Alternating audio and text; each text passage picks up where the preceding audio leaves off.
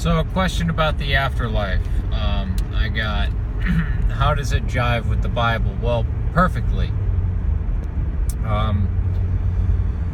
If you look, the metaphor we use is God, heaven or God is like a blazing fire, and it's either a furnace or you're burning in ecstasy. And it also acts as the ancients talk about purgatory, not in the Catholic sense, not in the modern Latin, Western, Roman sense. Jeremiah talks about the wheat and the chaff, and the chaff will be, or the chaff from the wheat and the silver. The silver will have its dross refined away from it and become purified, and the wheat or the chaff will be burnt up.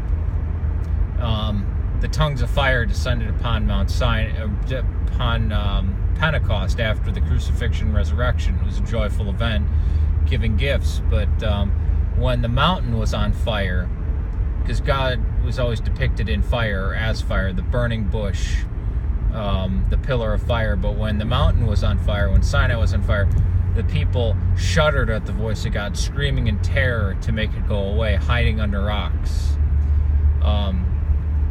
So all the depictions of fire, we go back to God, right? And it's either hell or heaven. It's either torment or paradise, being in the presence of God. And it's your own heart that does the judging, basically. It's your own reflection. Being in the presence of God can be complete agony, or it can be total bliss.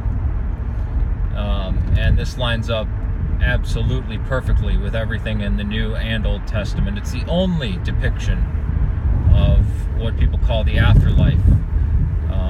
But for us, it's not so much an afterlife, it's just an absolute reality that's always existing. So it's, I mean, the traditional ancient Christian view, I don't want to say it makes more sense, but aligns more correctly with every book in the Bible, New and Old Testament, even intertestamental, early church fathers, every piece of Christian writing, than does the late Roman Latin West in the High Middle Ages or the Reformers. All right, peace to you.